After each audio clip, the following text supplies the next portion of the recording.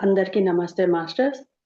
మనందరి గురువు గారైన బ్రహ్మశ్రీ పితామహ పత్రిజీ గారికి, వంశీకిరణ్ మాస్టర్ గారికి, ప్రవీణ మేడం గారికి ఆత్మ ప్రణామాల్ని, కృతజ్ఞతల్ని తెలియజేసుకుందాం. దివ్య మనోప్రకాశం బుక్ రచయిత అయిన టార్కం గురువు గారికి కూడా ఆత్మ ప్రణామాల్ని తెలియజేసుకుందాం మాస్టర్స్. అధ్యాయం 8 కంటిన్యూ చేస్తున్నాను మాస్టర్స్. అధ్యాయం 8 4 నియమాలు. 4 నియమాల్లో 4వది ధార్మిక నియమం కంటిన్యూ చేస్తున్నానండి. ఇది కర్మ యొక్క సారం. ముందు 3 నియమాలు ఒక్కసారి పేర్లు చదువు. Okay madam. 4 నియమాల్లో 1 సంతృప్తి నియమం, 2 నిర్భీతి నియమం, 3 సామీప్యత నియమం, 4వది ధార్మిక నియమం. 4వది కంటిన్యూ చేస్తున్నాను మాస్టర్స్. ధార్మిక నియమం. ఇది కర్మ యొక్క సారం. విశ్వంలోని ప్రతి స్థాయిలోనూ పనిచేస్తుంది. ఇది విశ్వ నియమం. జీవితంలోని ప్రతి రూపంతో అణువు నుంచి నక్షత్ర మండలం వరకు ప్రతి దానితో సంబంధం కలిగి ఉంటుంది. దీనిలో 3 అంశాలు ఉన్నాయి. 1 స్వేచ్ఛా ఇచ్ఛ, 2 మీరు ఏది విత్తితే ఆ ఫలమే వస్తుంది, 3వది విశ్వ నియమాలు. దీనిలో 3 అంశాలు ఉన్నాయి. 1 స్వేచ్ఛా ఇచ్ఛ, 2వది మీరు ఏది విత్తితే ఆ ఫలమే వస్తుంది, 3వది విశ్వ నియమాలు. 3వది విశ్వ నియమాలు కంటిన్యూ చేయనా మేడం? ఫస్ట్ 2 కూడా చదువు ఒకసారి. Okay madam. 1వది స్వేచ్ఛా ఇచ్ఛ. ఒక మనిషి కానీ ఏ జీవరూపమైనా కానీ తన స్వేచ్ఛా ఇచ్ఛ వల్లనే తాము కోరుకున్న విధంగా జీవించగలుగుతారు. అంటే ప్రతి ఒక్కరికి ఆ స్వేచ్ఛ ఇచ్ఛ అనేది ఉంటది. దాన్ని బట్టే వాళ్ళు సంకల్పాలు పలుకుతారు. దాన్ని బట్టే వాళ్ళ జీవితం నిర్ణయించబడుతుంది. తనలోనూ విశ్వంలోనూ ఉన్న విశ్వ నియమాన్ని గ్రహించి దానితో తాము ఐక్యతతో ఉండటం కానీ లేదా వ్యతిరేకించటం కానీ చేస్తాడు. తన ఆలోచనలు, మాటలు, చర్యలు ద్వారా తాను కోరుకున్నదే పొందుతాడు. అతని భవిష్యత్తు అంతా అతను ఇప్పుడు కోరుకున్నదే. అతని పరిస్థితులన్నీ 3 తలాలలోనూ అతను కోరుకున్నవే. అంటే భవిష్యత్తులో ఏదైతే జరగబోతుందో అది ఇప్పుడు కోరుకున్నదే. ఇప్పుడు కోరుకున్న దాన్ని బట్టి భవిష్యత్తు, గతంలో కోరుకున్న దాన్ని బట్టి వర్తమానం, వర్తమానంలో కోరుకున్న దాన్ని బట్టి భవిష్యత్తు. 3 తలాలలో భౌతిక, మానసిక, అనుభూతిక తలాలలో కూడా మనం కోరుకున్నవే జరుగుతాయి అని చెప్తున్నారు. అంటే మీకు అంత స్వేచ్ఛ ఇచ్ఛ ఉన్నది అని ఆ క్లారిటీ ఇస్తున్నారు. అతను నాటిన వాటి ఫలితాలే అతని ప్రకాశం, శాపం రెండూ అతనే. అంటే ప్రకాశం, శాపం రెండు అంటే ఏమి నాటుతామో వాటిని బట్టే ఉంటుంది. హింసాత్మకమైన భావాలతో హింస చేసినప్పుడు మనకి తిరిగి హింసే వస్తుంది. అహింసలో ఉండి ఎవరిని హింసించకూడదు, ఇబ్బంది పెట్టకూడదు, బాధ పెట్టకూడదు అని అనుకుంటే దాన్ని బట్టే ఉంటుంది. ఫస్ట్ది స్వేచ్ఛా ఇచ్ఛ కంప్లీట్ అయింది మేడం. రెండవది మీరు ఏది విత్తితే ఆ ఫలమే వస్తుంది. జీవితంలోని ప్రతి క్షణం విత్తనం నాటడం, ఫలం కోసుకునే విధానమే. ప్రతి క్షణం అని చెప్తున్నారు ఆయన.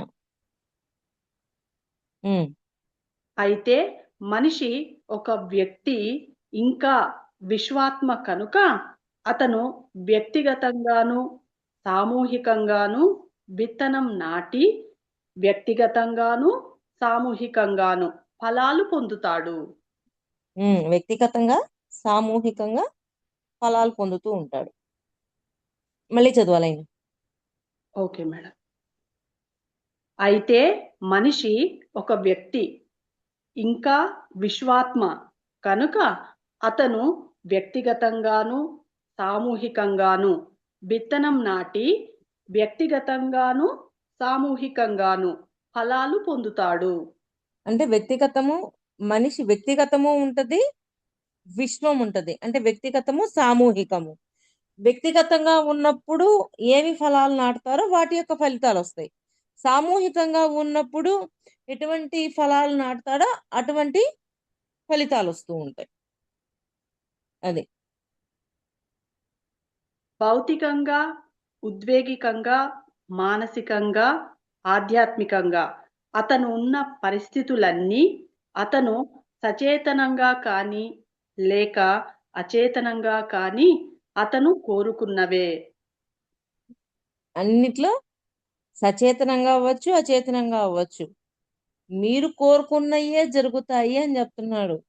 అంటే అంతకుముందు మనం చదువుకున్న దాంట్లో కూడా అనివార్య నియమంలో కూడా ఆయన అదే చెప్తారు. మీ భౌతిక, మానసిక, అనుభూతిక తలాలలో ఏదైతే అనుకుంటున్నారో అవే మీ ముందు వాస్తవంగా వచ్చి కూర్చుంటాయి. కానీ ఈ వాస్తవంలో వచ్చినప్పుడు ఇదేంటి, ఇది నా జీవితంలో జరిగింది, ఇది నేనేం అనుకోలేదని మీరు అనుకుంటారు. కానీ అది అవాస్తవము అనుకుంటారు. కానీ ఆ వాస్తవం సృష్టించడానికి కారణం మీరే అనేది మర్చిపోవద్దు అంటారు. అంటే మనం సృష్టించే ముందే ఆ వాస్తవాన్ని ఎలాగ సృష్టించాలి అనేది మనం తెలుసుకోగలగాలి. అది. కానీ ధార్మిక నియమం ఎంతో ఖచ్చితమైనది. అతని సామూహిక, వ్యక్తిగత కర్మలు ఒకదానినొకటి అతిక్రమించలేవు. హ్మ్. అవి ఒక నమూనాను పూర్తి చేయడానికి అల్లబడిన దారాల వంటివి.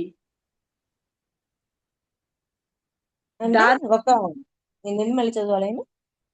మేడం. కానీ ధార్మిక నియమం ఎంతో ఖచ్చితమైనది.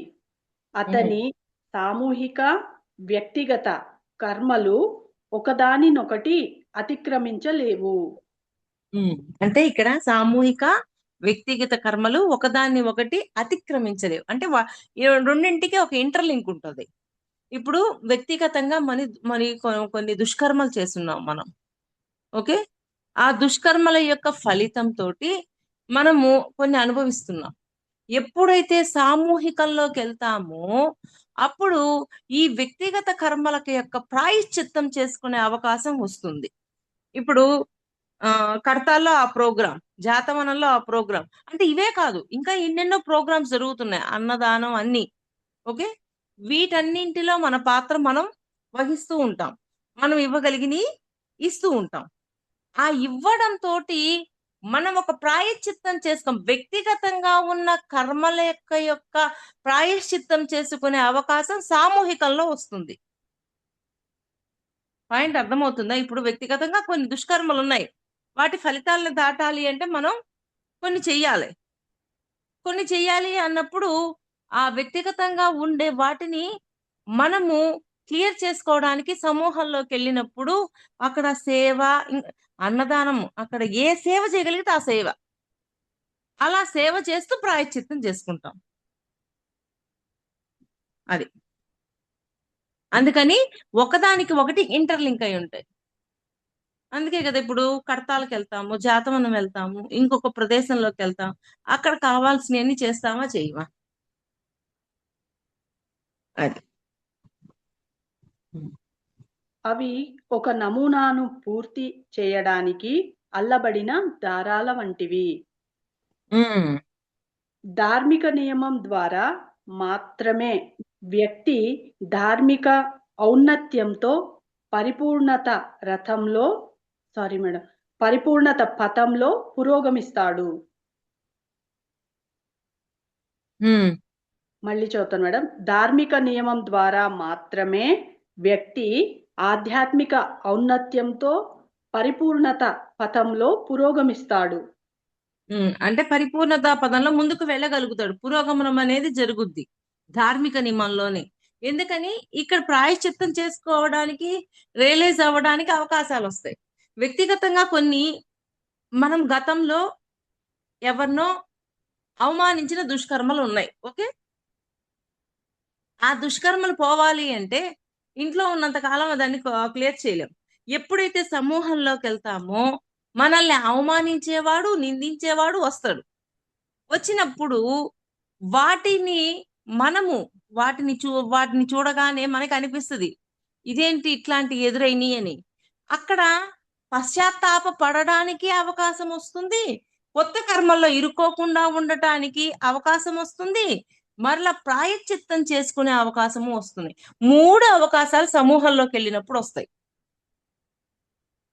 వ్యక్తిగతంగా ఉన్న ఈ దుష్కర్మలను క్లియర్ చేసుకోవడానికి. అలాగా వాటికి ఒకదానికి ఒకటి ఇంటర్లింక్ అయ్యి ఒక పల్చని దారం లాగా ఉంటాయి అన్నమాట. ఒక్కసారి చెక్ చేసినప్పుడు ఒకదానికి ఒకటి కనెక్షన్ ఉన్నట్టు అర్థమవుతుంది. బాబు ఇన్ని కనెక్షన్సా అని అనిపిస్తుంది. ఆ లైన్ మళ్ళీ చదువు. Okay madam. అవి ఒక నమూనాను పూర్తి చేయడానికి అల్లబడిన దారాల వంటివి. ధార్మిక అవన్నీ నియమం ఎలా ఉంటాయి తెలుసా? సన్నని దారపోగులాగా ఒకదానికొకటి ఇంటర్లింక్ అయ్యి ఒక్కసారి మీరు కానీ ప్రాక్టికల్ గా ఒక్కసారి చేశారనుకోండి, ఆ ఇంటర్లింక్లన్నీ మీకు అర్థమైనప్పుడు, ఓ అందుకనా ఇక్కడ ఈ పని జరుగుతుంది, అక్కడ ఆ పని జరుగుతుంది, మనం ఇక్కడ ఇది ఎందుకు అడగాలి, అక్కడ అది ఎందుకు చెయ్యాలి అనే ఒక క్లారిటీ వస్తుంది. ఉమ్, ధార్మిక నియమం ద్వారా మాత్రమే వ్యక్తి ఆధ్యాత్మిక ఔన్నత్యంతో పరిపూర్ణత పథంలో పురోగమిస్తాడు. ఉమ్, అతని భవిష్యత్తు అంతా అతను తన కోసము, సమాజం కోసము చేసిన కృషి ఫలితమే. ఉమ్. ధార్మిక నియమం అనేది విశ్వ నియమాలకు లోబడి పనిచేస్తుంది. ధార్మిక నియమం విశ్వ నియమాలకి కనెక్ట్ అయి ఉంటుంది. ఇది ఇక్కడితో సెకండ్ పాయింట్ అయిపోయింది మేడం. మీరు ఏది విత్తే ఆ ఫలితమే వస్తుంది. ఆ పాయింట్ అనేది నెక్స్ట్ థర్డ్ పాయింట్, విశ్వ నియమాలు. భౌతిక, అనుభూతిక, మానసిక తలాలన్నీ నిరంతరం తాము కూడబెట్టుకున్న వాటి వల్లనే విశ్వ నియమాలకు అనుగుణంగా నిర్మించుకుంటాయి లేదా నాశనం అవుతాయి. భౌతిక, అనుభూతిక, మానసిక తలాలన్నీ నిరంతరం తాము కూడబెట్టుకున్న వాటి వల్లనే విశ్వ నియమాలకు అనుగుణంగా నిర్మించుకుంటాయి లేదా నాశనం అవుతాయి. అంటే భౌతిక, అనుభూతిక, మానసిక తలాల్లో మనం చేసిన కొన్ని ఉంటాయి కదా, కొన్ని వాస్తవాలు సృష్టించుంటాం. ఆ వాస్తవాలు విశ్వ నియమానికి తగ్గట్టుగా ముందుకెళ్ళినప్పుడు మనకి పురోగతి ఉంటుంది. విశ్వ నియమాలకు తగ్గట్టుగా ఉండనప్పుడు పురోగతి ఉండదు. ఇప్పుడు నాన్ వెజ్, ఇంట్లో నాన్ వెజ్ తింటున్నారమ్మా. నాన్ వెజ్ తింటున్నప్పుడు బిడ్డలు నాన్ వెజ్ చేసి పెట్టు అని తల్లిని అడిగారు. తల్లిని అడిగినప్పుడు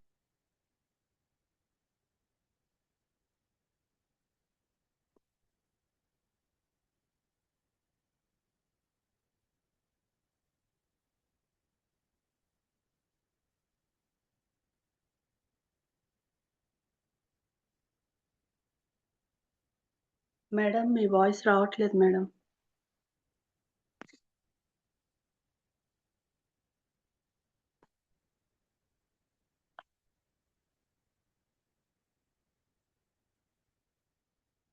మాస్టర్స్, మేడం వాయిస్ వినిపిస్తుందా? లేదు మ్యామ్. Okay okay. ఇప్పుడు ఒక ఫ్యామిలీ ఉంది. ఫ్యామిలీలో అంతకు ముందు అందరూ నాన్ వెజ్ తినేవాళ్ళు, భార్య, భర్త, బిడ్డలు. భార్య ధ్యానంలోకి వచ్చింది, నాన్ వెజ్ తినడం మానేసింది. కానీ పిల్లలు మానేయలేదు, భర్త మానేయలేదు. వాళ్ళిద్దరూ అడుగుతున్నారు, నాకు నాన్ వెజ్ చేసి పెట్టు అని. మాకు పోషక విలువలు వాటిల్లోనే ఉంటున్నాయి, అవి తింటే మాకు బలం ఉంటుంది అన్ని చెప్తున్నారు. అప్పుడు ధ్యానం నేర్చుకున్న ఆవిడ నా బిడ్డల యొక్క జీవితము, నా భర్త జీవితం బాగుండాలి, వాళ్ళు ఆరోగ్యంగా ఉండాలి, వాళ్ళకి ప్రోటీన్ ఫుడ్ ఉండాలి అని ఎప్పుడైతే చేసి పెట్టడం మొదలు పెడతదో అప్పుడు విశ్వ నియమాలలోకి వెళ్ళలేక ఆమె అక్కడే ఆగిపోయింది. లేదు, విశ్వం కోణంలో చూసినప్పుడు ఆ జీవి కూడా విశ్వంలోని భాగమే కదా, నేను ఆ జీవిని చంపను, నేను నా భర్తకి నా బిడ్డలకి ఆ జీవిని చంపి పెట్టను అని నిర్ణయించుకున్నప్పుడు వేరే మార్గాలు ఎతుకుద్ది. ఈ ప్రోటీన్స్ ఏముంటాయో నేను ఇట్లాగా శాకాహారంలోనే తీసుకొచ్చి పెడతాను అని చెప్పి ఆ విశ్వ నియమాన్ని పాటిస్తుంది. అప్పుడు ఆ విశ్వ నియమాన్ని పాటించినప్పుడు ఆమెలో పురోగతి వస్తుంది. ఆ విశ్వ నియమాన్ని అక్కడ పాటించినప్పుడు పురోగతి కోల్పోతుంది.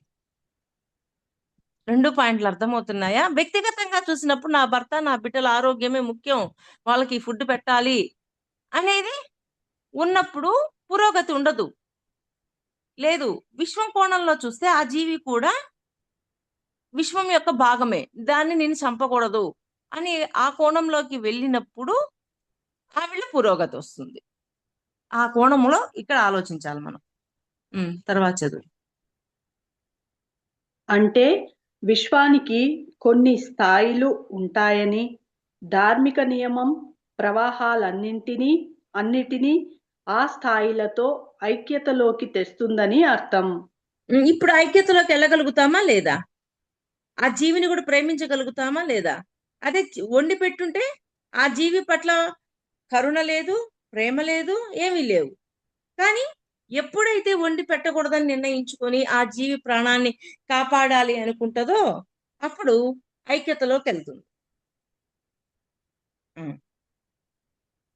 మానవులు, దేశాలు, మానవాళి తమకు కావలసిన విధంగా నిర్మించుకుంటారు. అయితే వారి నిర్మాణం ప్రణాళికకు, లక్ష్యానికి లేదా విశ్వ నియమాలు, స్థాయిలకు విరుద్ధంగా ఉంటే తాము నిర్మించినది విశ్వ నియమాలతో అనుగుణంగా ఉండే వరకు నాశనం చేయవలసిందే. మేడం, మానవులు, దేశాలు, మానవాళి తమకు కావలసిన విధంగా నిర్మించుకుంటారు.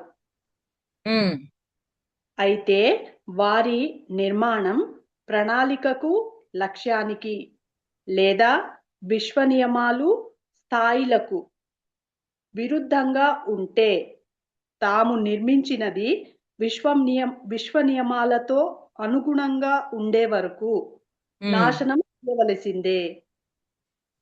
అంటే దానికి అనుగుణంగా ఉండేంత వరకు ఎదురు దెబ్బలు తగులుతూనే ఉంటాయి, విశ్వ నియమానికి అనుగుణంగా తయారయ్యేంత వరకు. ఇప్పుడు అదే కదా, ఇంకా పిల్లల పోషణ ఇవన్నీ ఆలోచించింది, జీవుల్ని చంపేస్తుంది, మరి ఎదుర్కోవాల్సిందేగా. అది అందుకే స్వేచ్ఛ, ఇచ్ఛ అనేది మనిషికి వరం, శాపం కూడా. ఎరుకతో కృషి చేయడం, ఆకాంక్షల ద్వారా స్వేచ్ఛ, ఇచ్ఛ ఏకేచ్ఛలో కరిగిపోయే వరకు అది ఉపయోగించబడుతుంది. స్వేచ్ఛ, ఇచ్ఛ వరము, శాపము. అంటే స్వేచ్ఛ ఉంది కాబట్టి ఎటువంటి సంకల్పాలు చేస్తామో, ఎలా ఉంటామో, మరి భౌతిక, మానసిక, అనుభూతిక తలాలలో ఏ విధంగా సృష్టిస్తున్నామో అనేది ఆ స్వేచ్ఛను బట్టి ఉంటది, ఆ స్వేచ్ఛ ఇచ్చను బట్టి. కానీ అవి సృష్టించాక వాటి యొక్క ఫలితం బట్టి మరలా మనం, అంటే ఇప్పుడు గతంలో దొంగతనాలు చేశాము, ఎన్నో చేసాము, హింసలు చేశాము. ఆ హింసల యొక్క ఫలితం ఈరోజు ఎదుర్కొంటున్నాం కాబట్టి ఈ హింస చెయ్యకూడదు అని పూర్తిగా నిర్ణయించుకుంటాం. అలా పూర్తిగా నిర్ణయించుకునేంత వరకు మనకి పరీక్షలు ఎదురవుతూనే ఉంటాయి, హింస నుంచి అహింసలోకి వచ్చేంత వరకు.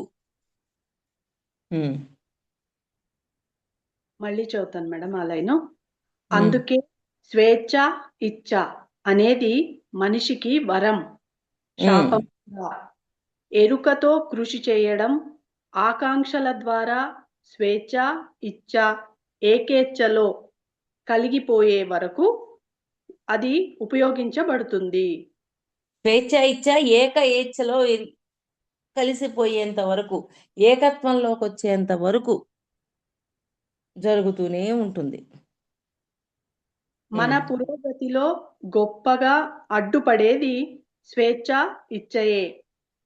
అయితే విశ్వ నియమాలు మరి ధార్మిక నియమానికి అనుగుణంగా ఐక్యతతో ఉండే స్వేచ్ఛ ఇచ్చ గొప్ప విజయాలకు బాట వేస్తుంది. మళ్ళీ చదవాలేను. Okay madam. మన పురోగతిలో గొప్పగా అడ్డుపడేది స్వేచ్ఛ ఇచ్చయే. ఎందుకని? అదే వరము అదే శాపం కాబట్టి. అయితే విశ్వ నియమాలు మరి ధార్మిక నియమానికి అనుగుణంగా ఐక్యతతో ఉండే స్వేచ్ఛ ఇచ్చ గొప్ప విజయాలకు బాట వేస్తుంది. ఇక్కడతో కంప్లీట్ అయింది మేడం ఈ చాప్టరు. ఓకే, తర్వాత చాప్టర్ చదువు, 9th చాప్టర్. Okay madam. అధ్యాయం 9 మాస్టర్స్, రూపాంతరత. మన నిమ్న ప్రాణాల నుంచి శక్తులు సంపూర్ణంగా ఉన్నత ప్రాణాలలోకి మార్పు చెందడమే రూపాంతరత. అంటే నిమ్న ప్రాణాలు అంటే ఖనిజాలు, వృక్షరాజ్యం, జంతురాజ్యం, మానవ రాజ్యం, ఇలాగ నిమ్న ప్రాణాల నుంచి ఉన్నత ప్రాణాల వరకు అలాగా ప్రయాణం చేయడమే రూపాంతరీకరణ. సారీ, రూపాంతరత అంటే మార్పు అని. ఓకే. మన నిమ్న ప్రాణాల నుంచి శక్తులు సంపూర్ణంగా ఉన్నత ప్రాణాలలోకి మార్పు చెందడమే రూపాంతరత. 4 నిమ్న ప్రాణాలు అనేవి ప్రాణమయ కోశాల 4 ప్రాణాలకు చెందినవి. మళ్ళీ చదువుతాను మేడం. 4 నిమ్న ప్రాణాలు అనేవి ప్రాణమయ కోశాల 4 ప్రాణాలకు చెందినవి. నిమ్న ప్రాణాలలోని ప్రతి పొర ప్రాణమయ కేంద్రాన్ని కలిగి ఉండి ఒక తలానికి అనుసంధించబడి ఉంటుంది.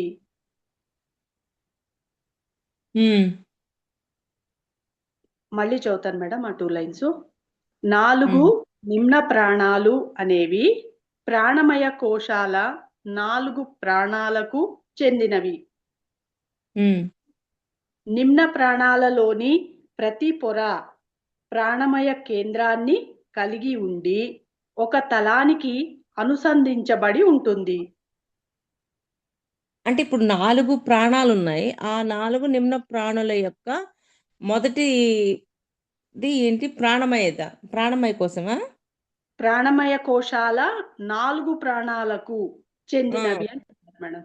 అంటే 4 ప్రాణాలు మళ్ళీ ఒకదానితో కనెక్ట్ అయ్యి ఉంటాయి. ఇప్పుడు ఏదబ్బా, ఏం బుక్ అది? రేవతి మేడం రాసింది కదా, ఆత్మాయణంలో ఎలుకల సమూహం ఉంటుంది. ఈ 100 ఎలుకల యొక్క సమూహము ఒక్కదాంతోనే కనెక్ట్ అయ్యి ఉంటాయి. అది ఏం చెప్తే ఇవన్నీ చేస్తూ ఉంటాయి. నిమ్న ప్రాణాలలోకి వచ్చేసరికి సమూహంగా ఉంటుంది. పాయింట్ అర్థమవుతుందా? ఆత్మాయణం చదివితే మీకు అర్థమవుతుంది. ఇక్కడ ఇప్పుడు 4 ఎలుకలు ఉన్నాయి. ఈ 4 ఎలుకల యొక్క ప్రాణమయ కోసము 4గా ఉంటాయి చూడ్డానికి. కానీ ఈ 4 ఒక ఆత్మతో కనెక్ట్ అయ్యి ఉంటాయి. ఆ ఆత్మ చెప్పిందే ఈ 4 ఆచరిస్తుంటాయి. ఈ 4 అదే పనిలో అదే డైరెక్షన్లో నడుస్తూ ఉంటాయి. ఆ కోణంలో చెప్తున్నారు ఆయన. ఆత్మాయణంలో వస్తుంది. మళ్ళీ చదువు. Okay madam. 4 నిమ్న ప్రాణాలు అనేవి ప్రాణమయ కోశాల 4 ప్రాణాలకు చెందినవి. నిమ్న ప్రాణాలలోని ప్రతి పొర ప్రాణమయ కేంద్రాన్ని కలిగి ఉండి ఒక తలానికి అనుసంధించబడి ఉంటుంది. ప్రతి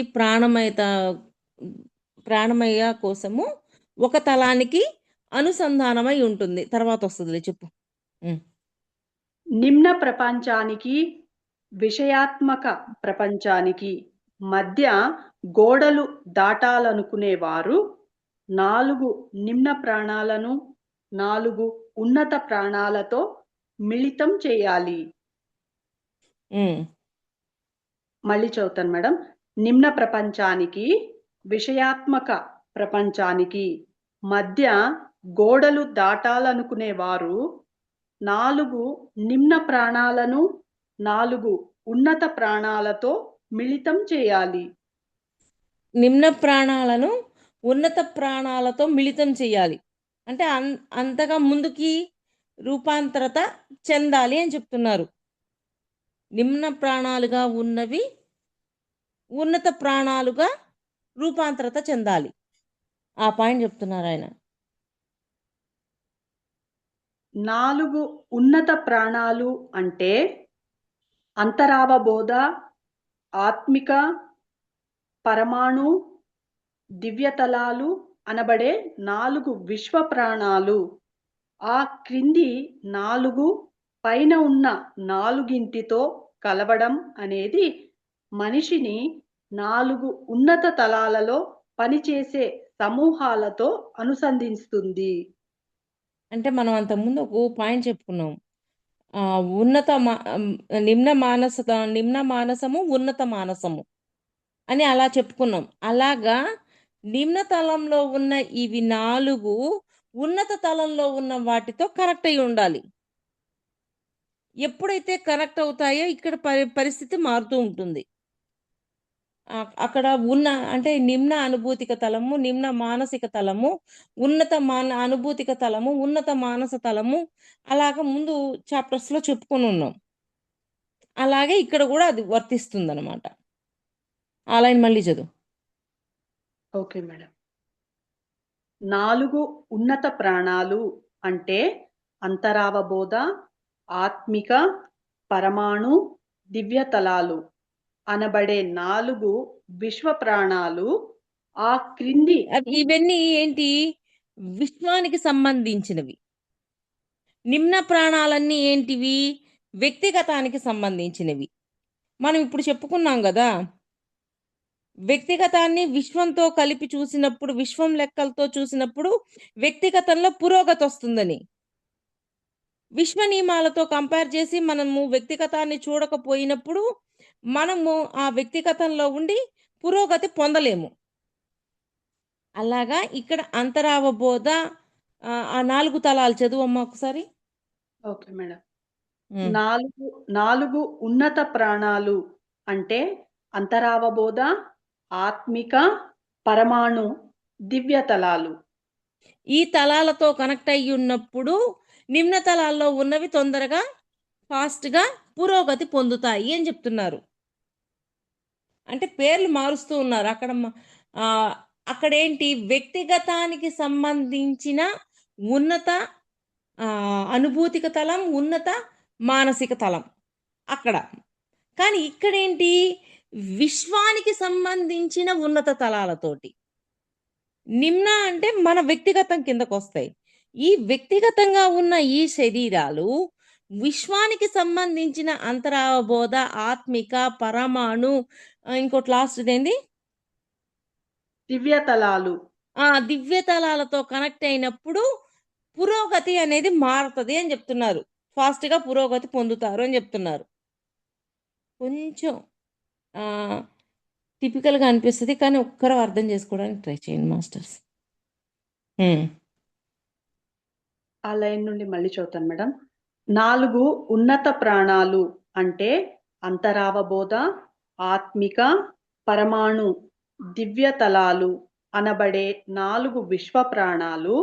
ఆ క్రింది 4 పైన ఉన్న 4తో కలవడం అనేది మనిషిని 4 ఉన్నత తలాలలో పనిచేసే సమూహాలతో అనుసంధిస్తుంది. 4 ఉన్నత తలాలతో కలిపి అక్కడ పనిచేసే అవకాశాలు మనకి అందించబడుతూ ఉంటాయి. అప్పుడు మాస్టర్స్ మనకి అవకాశాలు ఇస్తూ ఉంటారు. నువ్వు ఈ వర్క్ చేయి, ఈ వర్క్ చేయి, ఆ వర్క్ చేయి అని. అది. ఉమ్. ఈ రూపాంతరత క్రమాన్ని అర్థం చేసుకోవడంలో మనకు 9 నియమాలు తోడ్పడతాయి. అవి ఉమ్. అవి సంకేతాలుగా తెలియజేయబడతాయి. ఉదాహరణకు 7వ నియమంలో ఈ కిందివి ఉంటాయి. అలవాటైన పేరు కింద ఉన్న 4కి చెందినది. దాని మార్మిక నామం ప్రాణమయ కేంద్రం కేంద్ర నియమం. దాని చిహ్నం వెనుకకు నిలబెట్టబడిన స్త్రీ పురుష రూపాలు. ఆ కిరణపు శక్తి 5వ కిరణపు శక్తిదాయక అంశం అగ్ని శక్తి కలశంలో కూడుకునేది మనోశక్తి. మళ్ళీ చదువుతాను మేడం. ఈ రూపాంతరత క్రమాన్ని అర్థం చేసుకోవడంలో మనకు 9 నియమాలు తోడ్పడతాయి. అవి సంకేతాలుగా తెలియజేయబడతాయి. ఉదాహరణకు 7వ నియమంలో ఈ క్రిందివి ఉంటాయి అని చెప్తున్నారు మేడం. అలవాటైన పేరు కింద ఉన్న 4కి చెందినది.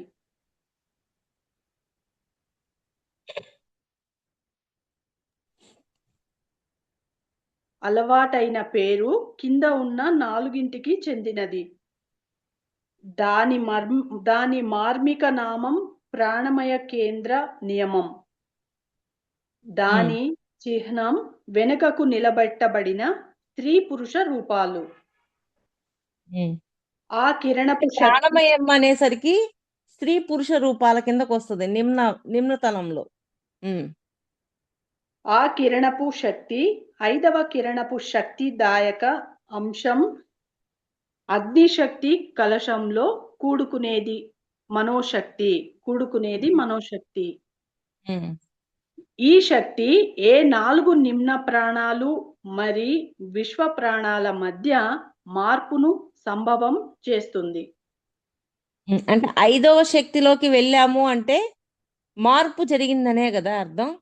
నిమ్న ప్రాణాలు ఉన్నత ప్రాణాల వైపుకు ప్రయాణం చేశాయి.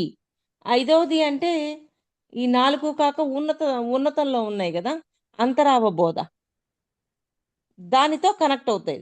ఇవన్నీ కనెక్ట్ అవ్వడానికి సహకరించేది అగ్ని.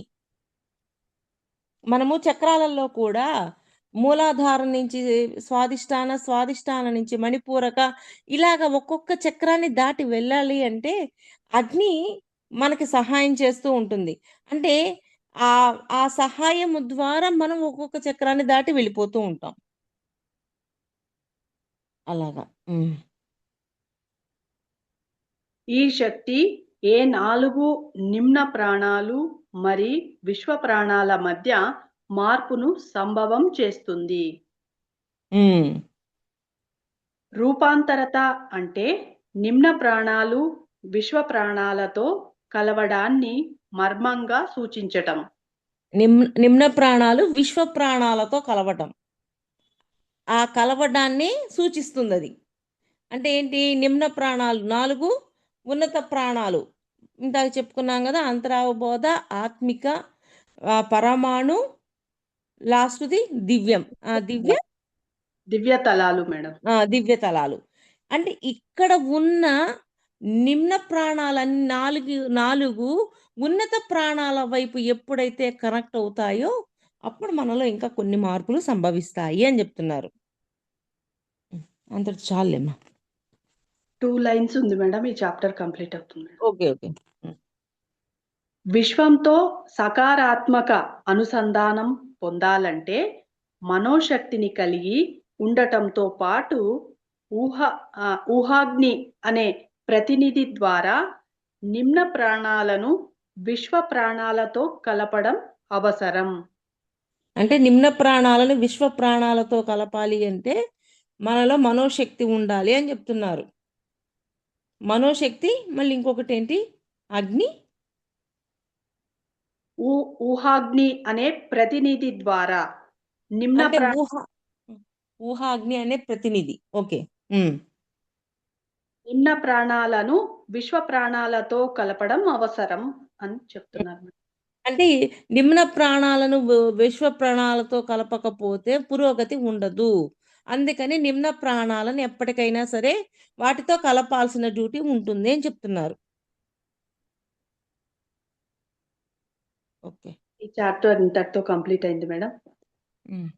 చక్కటి అవకాశం ఇచ్చిన ప్రవీణ మేడం గారికి, టార్కం గురువు గారికి నా ఆత్మ ప్రణామాల్ని, కృతజ్ఞతల్ని తెలియజేస్తున్నానండి. అందరికీ థ్యాంక్ యూ మాస్టర్స్.